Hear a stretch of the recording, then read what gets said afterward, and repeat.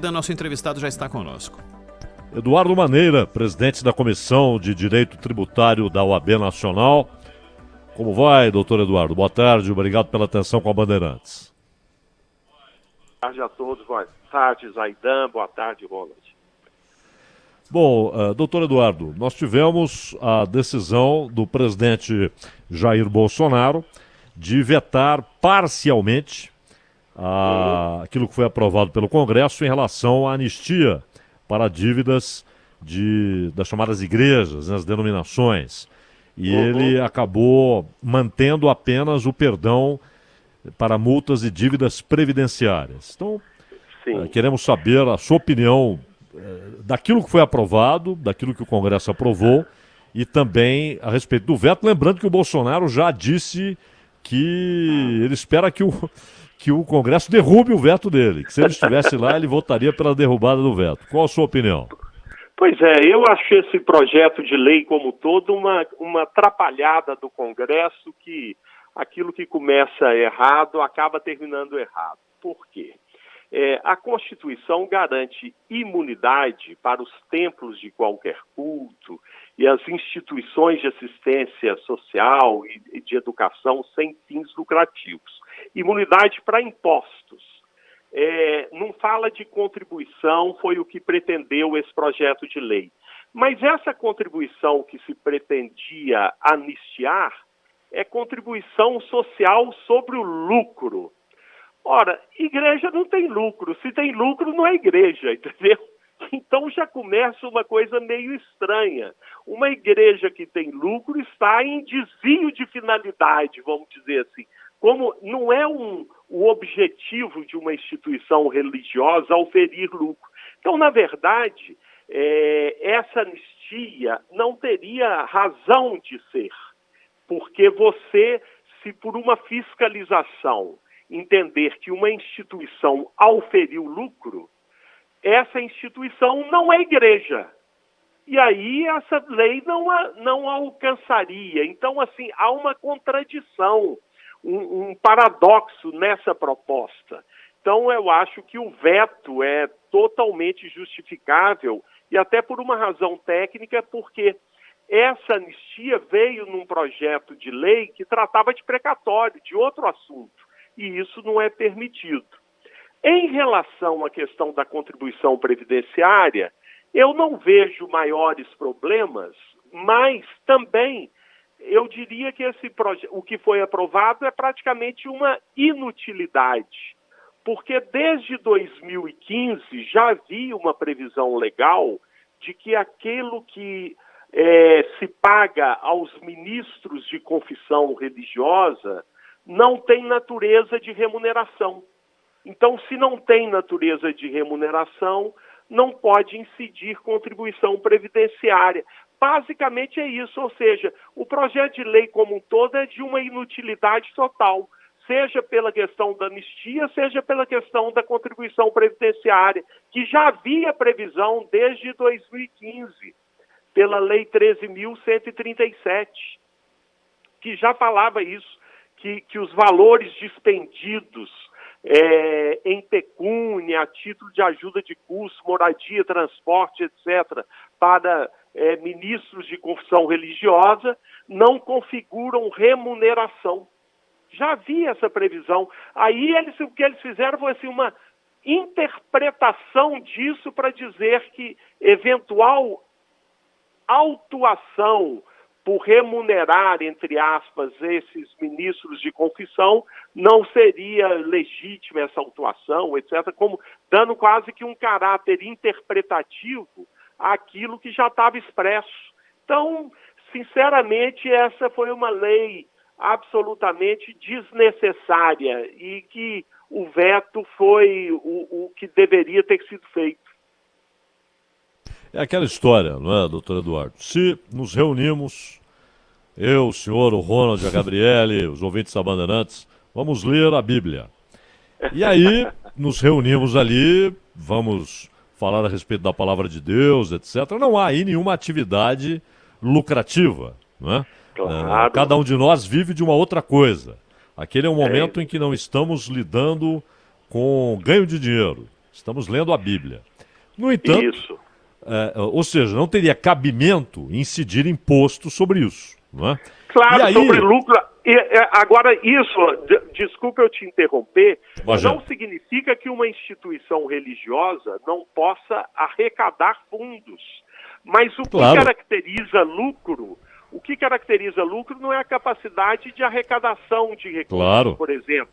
É o que fazer com esses recursos arrecadados. Exato, Se porque é aquela aqueles história. recursos arrecadados são destinados a uma finalidade confessional, assistencial, Exato. filantrópica, não tem lucro. Lucro Claro. é quando você paga dividendos a um sócio. Que eu saiba, Exato. igreja não tem sócio, né? Não, e aquele negócio, então, nessa nossa reunião, ela acontece 2 vezes por semana. Então, olha, vamos contribuir para comprar cadeira, comprar mesa, comprar um ventilador, né? Vamos Exatamente. contribuir para aqueles Por uma que se campanha por uma campanha de agasalho. agasalho, de comida, exatamente. Agora, a partir do momento em que disso surge uma atividade empresarial que tem lucro e, portanto, dividendo, divisão de lucro, etc., é uma outra história que nada tem a ver com o movimento original, não é isso?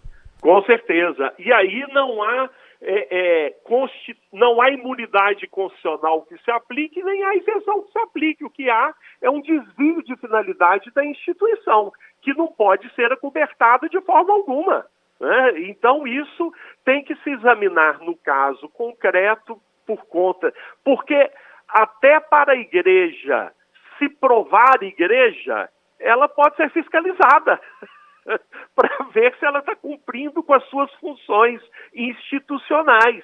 E se a fiscalização chegar a uma conclusão diferente, de que ali, sob o manto de uma instituição religiosa, o que há é uma atividade empresarial, a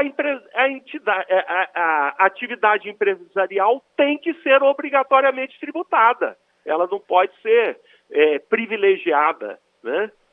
Doutor Eduardo, num momento em que a gente teve bastante dificuldade, demorou um tempo aí para a reforma da Previdência andar, antes teve a reforma trabalhista, e a tão esperada reforma tributária já foi deixada de lado, já deram uma encostada nela, e talvez muito por falta de envolvimento, dedicação e de ter convicção do que vai ser feito, do que se deseja. Exatamente. Né? O senhor que lida com isso e vendo um envolvimento de esforços para algo que o senhor entende que não deveria nem ter acontecido, se esse esforço tivesse sido colocado na reforma tributária, talvez a gente tivesse pelo menos andado uns passos aí?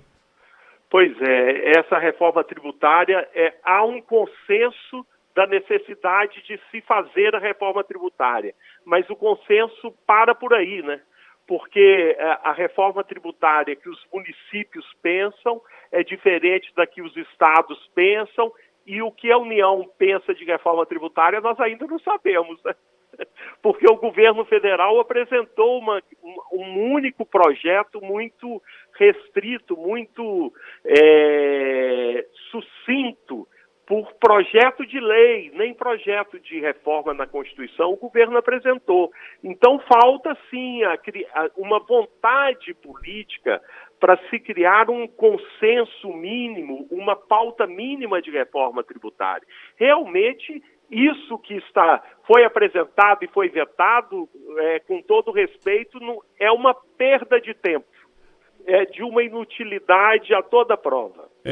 Doutor Eduardo, na reforma administrativa, a gente sabe que muita gente não quis colocar a mão ou deixar o DNA dele preso a algo que prejudicasse essa ou aquela categoria, porque tem eleições, né? Além das municipais, tem muito deputado que vai tentar ser prefeito, e todo mundo já pensando no pleito de 2022 também. É mais ou menos a mesma coisa de ninguém querer se aprofundar de maneira determinada com a reforma tributária e mexer com situações que podem se tornar polêmicas também? A reforma tributária, eu acho que